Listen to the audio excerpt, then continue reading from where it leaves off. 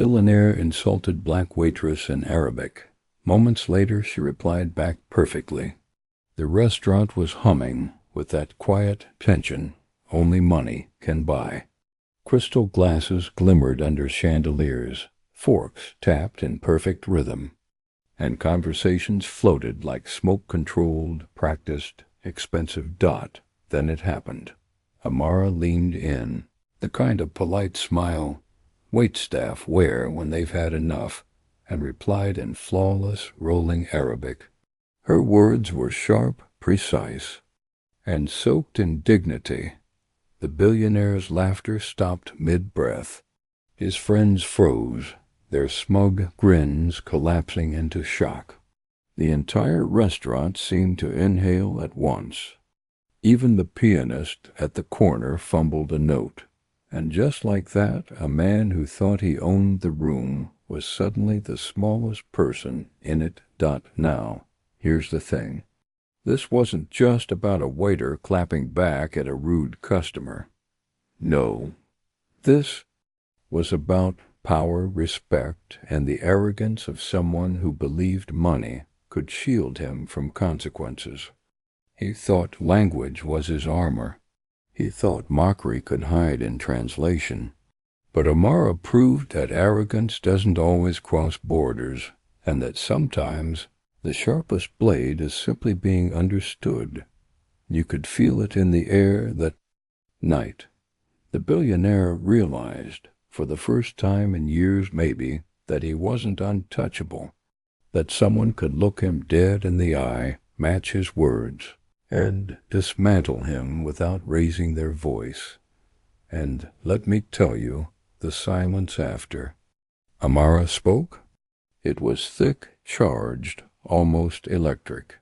You know those moments where the whole room feels like it's holding back applause? Yeah, that. But here's the part one loved most. Amara didn't smirk. She didn't gloat.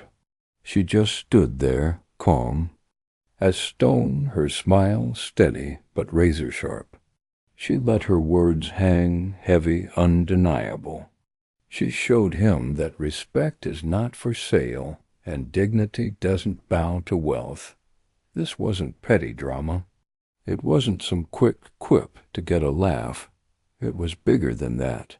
It was about reclaiming space, about reminding someone that cruelty, no matter how quietly delivered, can echo louder than they expect. And honestly, watching arrogance unravel that fast, it's a kind of justice you don't forget. But before we dive into the full story of how this billionaire underestimated the wrong woman, hey, if you love stories where justice isn't just served, it's chilled and plated with silver, please hit subscribe. These videos take hours of writing, editing, and emotional recovery from secondhand rage. So your support seriously means the world. Now, let me take you back to the beginning. To the night Amara walked into work like it was just another shift, not knowing she was about to face down a billionaire and win. Amara never planned to work in fine dining. Life just sort of steered her there. One day it was a summer job bussing tables. The next, she was navigating a dining room where the silverware was worth more than her rent. And in that world, she didn't just survive, she thrived. The restaurant was her stage. Each night she slipped into character, balancing trays like choreography, reading the mood of a table before anyone said a word. Some customers were easy, polite, grateful, eager to compliment her timing. Others, entitled, dismissive, the kind who snapped fingers instead of making eye contact. Still, Amara kept her composure. She had perfected the art of the polite smile, the kind that could withstand a dozen condescending remarks without breaking. But make no mistake, behind that calm exterior was someone razor-sharp. Amara was fluent in 3 languages, studying for her degree at night and saving every tip she could scrape together. She wasn't just serving food. She was building a future. The staff knew it. To them, Amara was a lifeline. When things got chaotic, the kitchen firing orders late, a customer demanding a new bottle of wine because the cork wasn't gentle enough, she kept everything steady. "Ask Amara," they'd say, half joking, half serious. She always knew how to fix it, but to some guests, she might as well have been invisible. It's funny, isn't it? The same woman who carried a dining room on her back could be overlooked by people sitting 3 feet away. Some patrons wouldn't remember her face 5 minutes after leaving. Others didn't even bother to say thank you. To them, she was just the help. Disposable. One guest once whispered to his date, "Don't make eye contact with staff. It makes them linger." Amara heard every word. She still poured his wine with perfect grace, though her hand itched to linger the bottle over his lap. She never let it show. That was her strength, dignity. Under pressure. Yet beneath that quiet resilience was a flicker of pride that refused to be crushed. She had worked too hard, endured too much, to let arrogance erase her humanity. Every night she reminded herself, "I belong here as much as anyone in this room." Her co-workers saw it, too. "Amara, you're wasted here," one of the chefs told her once, sliding her an extra plate of food after closing. "You should be running this place, not running after plates." She only smiled, because the truth was Amara didn't need to shout her worth. She carried it in the way she moved, and how she held her head, even when someone tried to knock her down. And yet, no matter how strong you are, being treated like you're invisible, it stings. I think most of us know that feeling. The sting of being overlooked, dismissed, or treated like you're less. So let me ask you, ***, have you ever worked a job where people treated you like you didn't matter? Drop a comment if you've been there. ***, because for Amara, this was her daily battlefield. Some nights she left feeling proud. Other nights she left exhausted, her dignity chipped at by 100 tiny cuts of disrespect. But here's the thing about people like Amara, they don't break easily. They bend, adapt, keep moving forward, until one day they don't bend at all. And as fate would have it, her breaking point was waiting just around the corner, wearing an expensive suit, dripping arrogance, and carrying a fortune that couldn't buy him the one thing he lacked, respect. The doors opened like a scene from a movie, and in swept the billionaire. You know the type, custom suit, sharp enough to cut glass, watch that could fund a semester of college, and an entourage trailing behind him like shadows. He didn't just enter the restaurant. He took possession of it. The maître d' rushed forward, bowing his head, with that nervous smile reserved for guests who can tip like kings or destroy a reputation with a single phone call. The billionaire barely glanced at him, just waved a hand, as if the man was nothing more than an usher at a cheap theater. His table was already waiting, of course prime real estate, right in the center of the room, under the glow of a chandelier that made sure everyone saw him. That was the point. Everything about him screamed performance. When Amara approached with menus, he didn't look at her. He never did.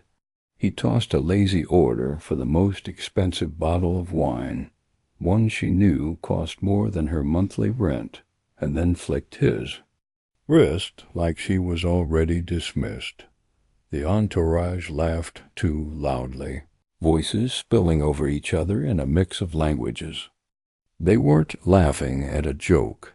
They were laughing at power. His power, and the way he wielded it, casual, cruel, with a kind of entitlement that left no room for kindness. Amara had seen his type before. Men who believed money bought them. Freedom from basic decency. But this one, he carried himself like he was untouchable, and bored. Searching for his next victim, the insults started small. A smirk at her accent when she said the vintage aloud. A chuckle at the way she poured his glass perfectly, by the way. Then came the dismissive hand gesture, shooing her off mid-sentence.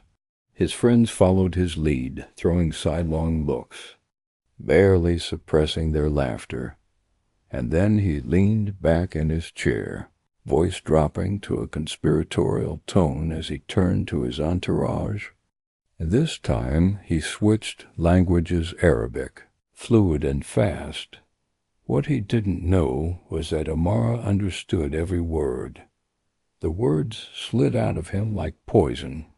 "Look at her," he sneered in Arabic, his lips curling around the insult. "A black girl playing servant.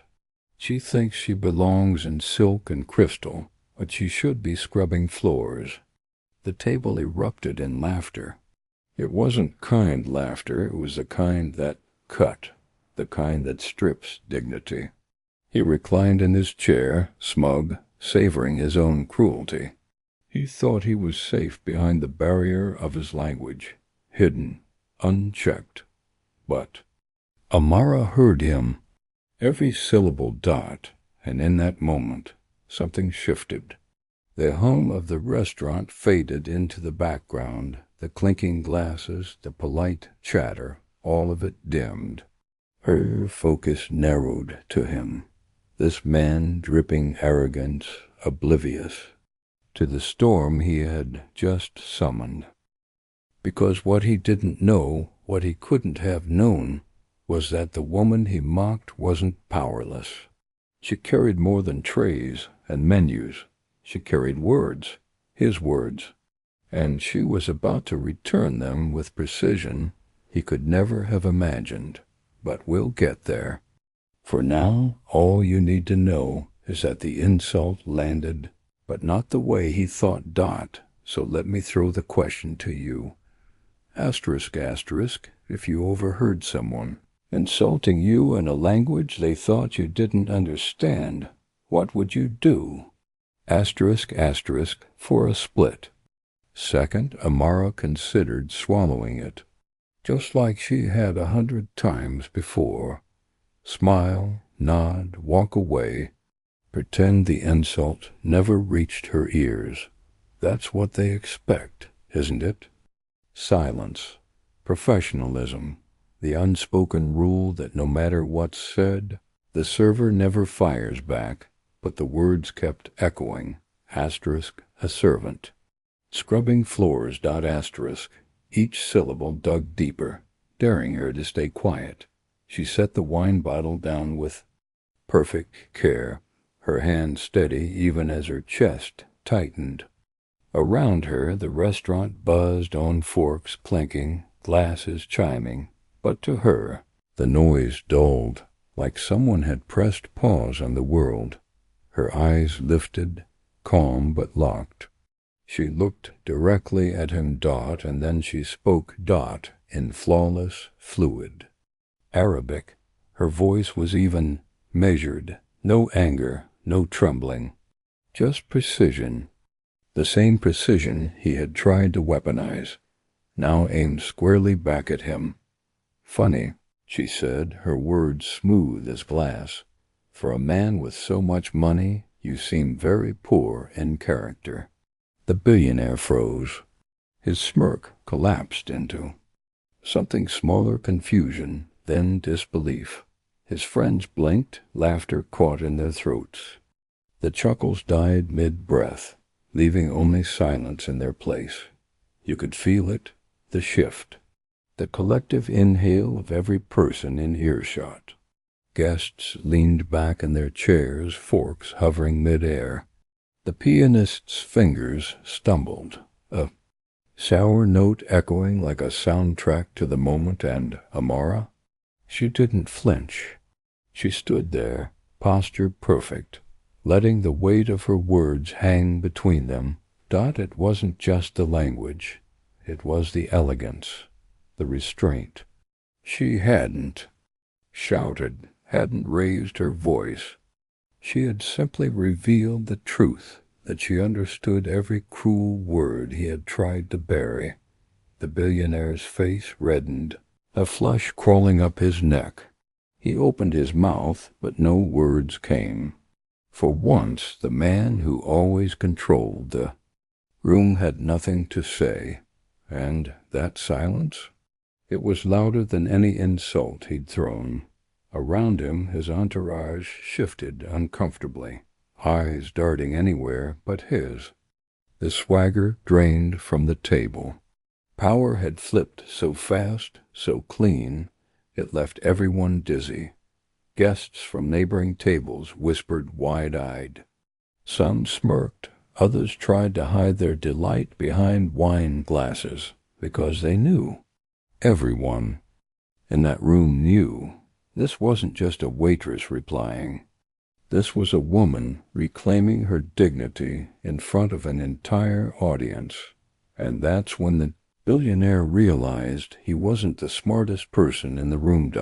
So let me ask you, asterisk, asterisk, if this happened in front of you, would you clap? Or just watch? In silence?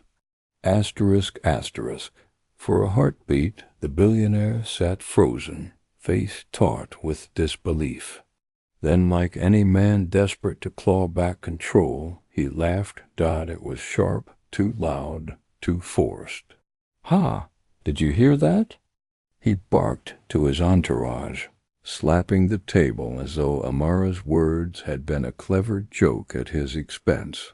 But no one laughed with him.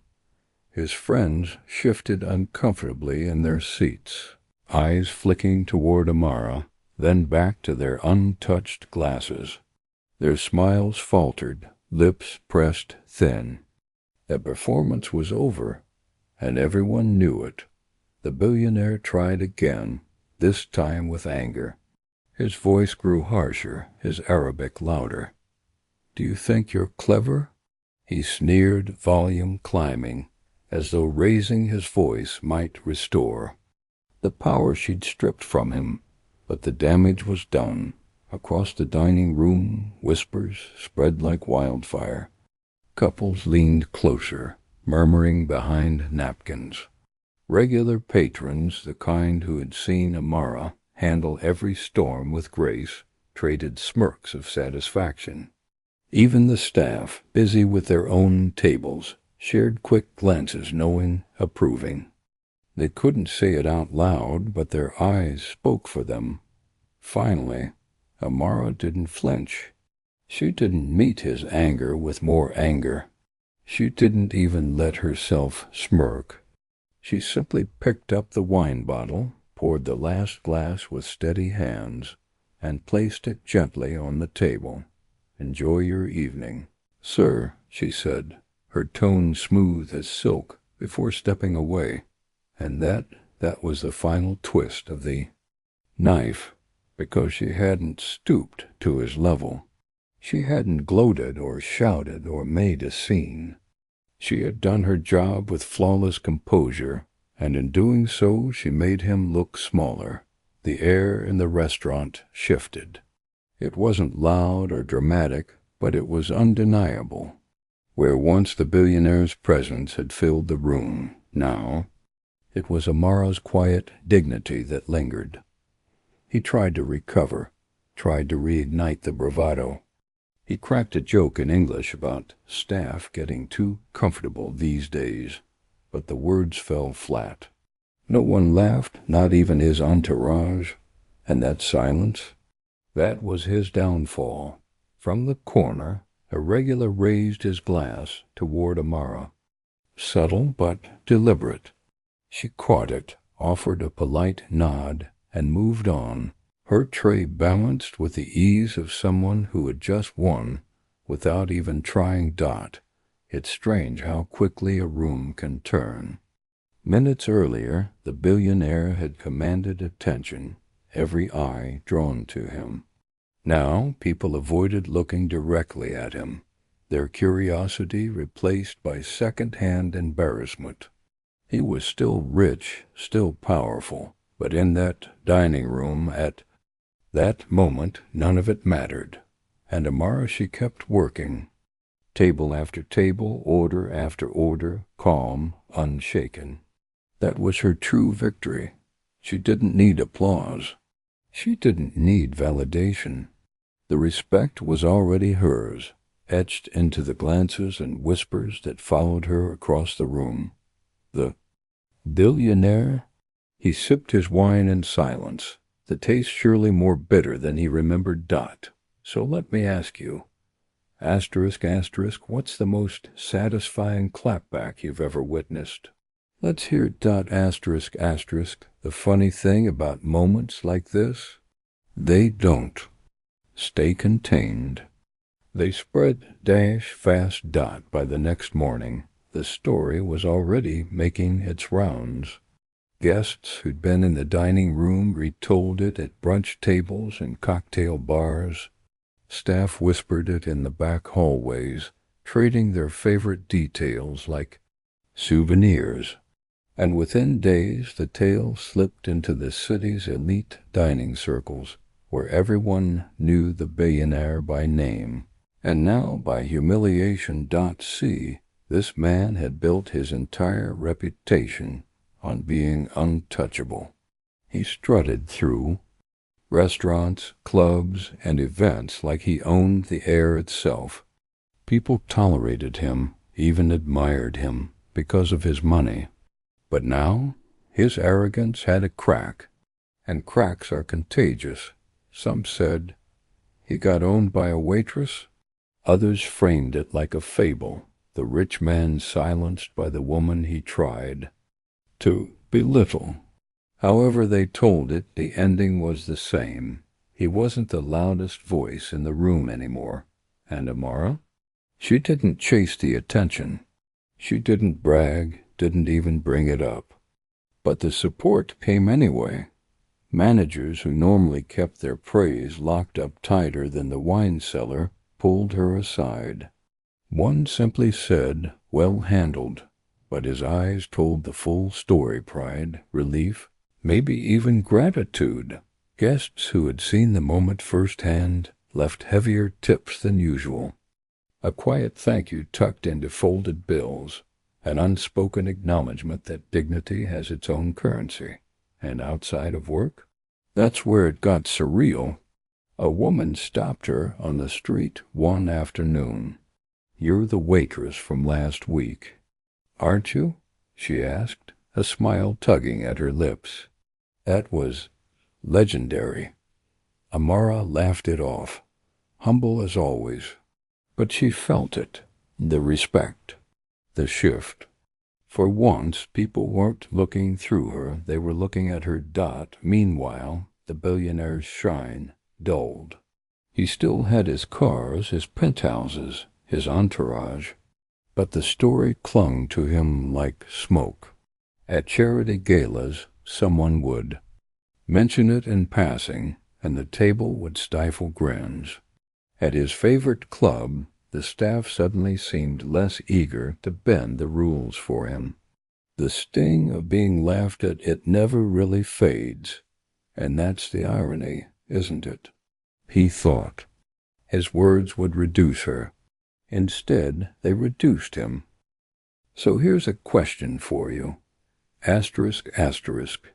Do you think the billionaire deserved public humiliation? Or should Amara have stayed professional? Cast your vote on the screen. I'm curious where you stand. A few days later, when the noise had begun to settle, something unexpected arrived, a message. Not from a manager, not from a guest. From him, the billionaire. Polished words on expensive stationery, or maybe a carefully typed email. It didn't matter. The tone was clear. He was trying to undo what had already been done. Some would call it an apology. Others might call it a bribe. He offered to smooth things over, as if dignity could be bought, as if respect could be negotiated like a business deal. Amara read it once, then again, and then she set it down. Here's the thing: silence had weight. For the first time, she wasn't the one forced to smile, to nod, to swallow her pride for the sake of keeping the peace. This time the decision was hers, and that power, it was quiet, steady, a reminder that control doesn't always mean shouting the loudest. Sometimes it means choosing not to speak at all. She didn't rush to reply. She didn't scramble for the right words. She let him sit in it, in the discomfort, in the echo of his own arrogance, because sometimes the most powerful reply is silence. Weeks turned into months, and the restaurant carried on. But if you paid attention, you could see the shift. Billionaire? He still showed up now and then, just without the loud entourage, without the booming arrogance that used to rattle the chandeliers. His presence was quieter, almost restrained, like he knew eyes were on him now. And they were, but the real story wasn't about him anymore.